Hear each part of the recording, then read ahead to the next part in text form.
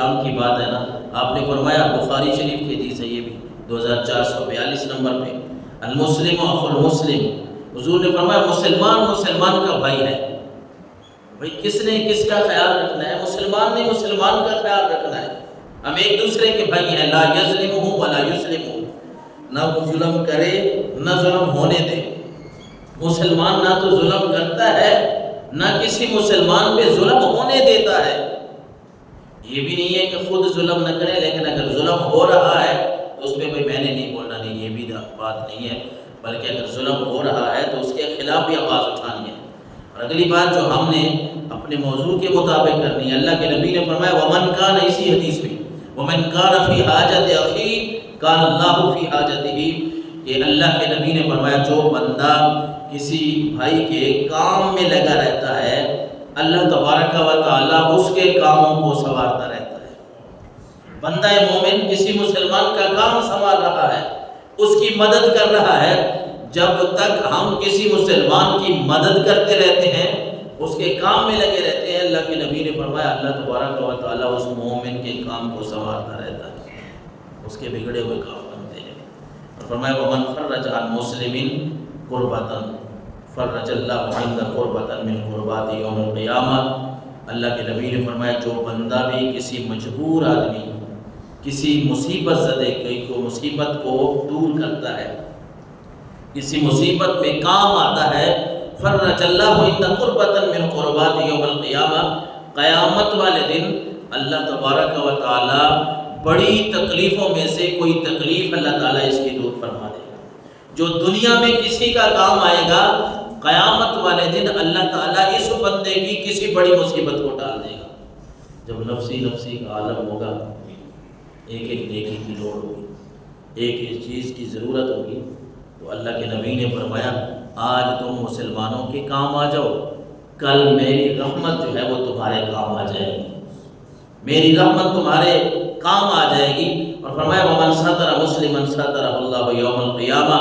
او کما قال، فرمایا جو مسلمان کسی مسلمان کا اس دنیا میں پردہ رکھتا ہے، اللہ قیامت والے دن اس کا پردہ رکھے گا، اس کے گناہوں کے اوپر پردہ ڈال دے گا۔ تو جو بھی بندہ مجبور ہے اس کی مدد کرنا، اس کی مصیبت میں تکلیف میں ہاتھ بٹانا، یہ ہمارے دین اسلام کا ایک اہم حصہ ہے۔ اسی طرح حضرت ابو ہریرہ فرماتے ہیں ان رسول اللہ صلی اللہ علیہ وسلم، وہ ایک کہاوت سی، ایک واقعہ ٹائپ ہماری کتابوں میں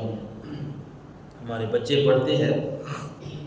اس کی اصل آپ کو سنا رہا ہوں، یہ اصل یہ حدیث مبارکہ ہے۔ حضور نے فرمایا بینما رجل یمشی بطریق اشتد علیہ العطش فوجد بئرا، ایک آدمی کو پیاس لگی، راستے میں چل رہا ہے، پیاس شدید لگتی ہے،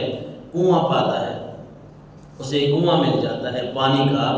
فنزل فیہا فشرب، کنویں میں اترتا ہے، پانی پی لیتا ہے، پانی پینے کے بعد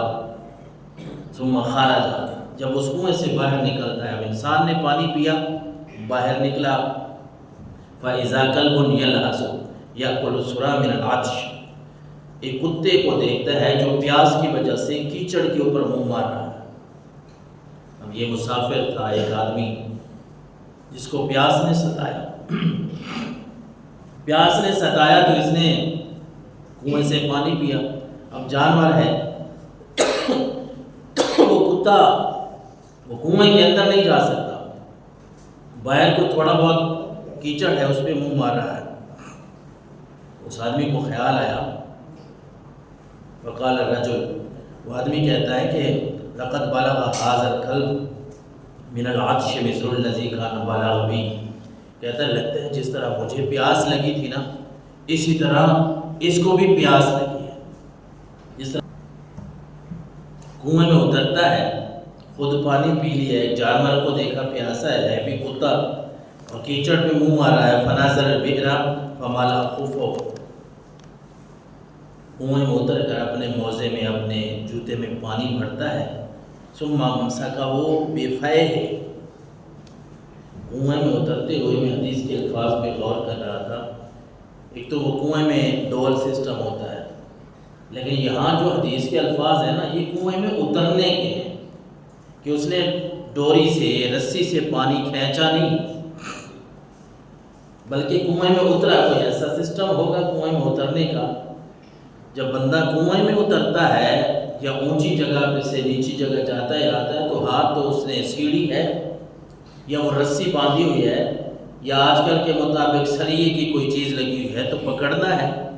پاؤں سے بھی اور ہاتھوں سے پکڑنا ہے۔ اب اس بندے کی آپ اندازہ لگائیں۔ میں کہہ رہا تھا کہ سوچ رہا تھا اللہ کے نبی نے جو یہ الفاظ استعمال کیے نا یہ کتنے پیارے ہیں۔ سمم ساکہو بفیہ، وہ بندہ کنویں میں اترتا ہے، اس جانور کے لیے اپنے موزے میں اپنے جوتے میں پانی بھرتا ہے اور اس جوتے کو ہاتھ تو اب اس نے وہ سیڑھی کہیں پوڑی کہیں یا رسی باندھی ہوئی تھی جو بھی تھی، حدیث میں اس کی تشریح تو خیر نہیں ہے، لیکن کسی چیز سے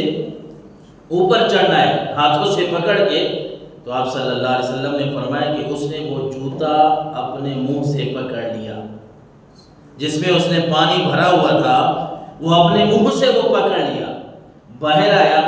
فسقل کلبا، کتے کو پانی پلا دیا، فشکر اللہ لہ فغفر لہ، اللہ تبارک و تعالیٰ کو یہ عمل بڑا پسند آیا، میرا بندہ میری مخلوق پہ اتنا رحم کر رہا ہے کہ وہ پانی کا پیاسا جانور اس کو صرف پانی نہیں پلا رہا بلکہ اپنا جوتا ہی ہے، جتنا بھی وہ اچھا ہو منہ میں پکڑنا، یہ کوئی آسان بات تو نہیں ہے نا۔ میں یہی تو سوچ رہا تھا بھائی وہ اشرف المخلوقات جسے اللہ نے ساری مخلوقات پہ عزت دی ہے جس انسان کو، اس نے اگر اپنے میں مٹا کے میں کو ختم کر کے ایک جانور کے لیے اتنا کیا ہے کہ اپنا موزہ پانی سے بھر کے اپنے منہ میں اس کو پکڑ کے ایک کتے کو جانور کو پانی پلایا، اللہ کے نبی نے فرمایا فشکر اللہ فغفر لہ، اللہ نے اس کے اس عمل کو پسند بھی فرما دیا، اس کی بخشش بھی فرما دی۔ ایک جانور کے یارو یہ بات سوچنے والی ہے کہ ایک آدمی ایک جانور سے اگر بھلائی کرے تو اللہ اس کے گناہوں کو معاف کر دے،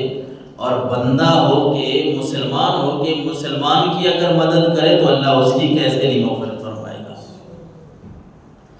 اللہ جب آپ نے یہ واقعہ سنا ہے تو حضور صلی اللہ علیہ وسلم سے صحابہ کرام نے سوال کیا وَإِنَّ لَنَا فِي الْبَهَائِمِ أَجْرًا، اللہ کے نبی کیا جانوروں میں بھی اس طرح ہمیں کوئی اجر ملتا ہے؟ جانوروں کے ساتھ اچھا سلوک کریں، جس طرح اس نے پانی کی ضرورت تھی جانور کو پانی پلا دیا، اس پہ بھی کوئی اجر ملتا ہے؟ رسول اللہ نے فرمایا نعم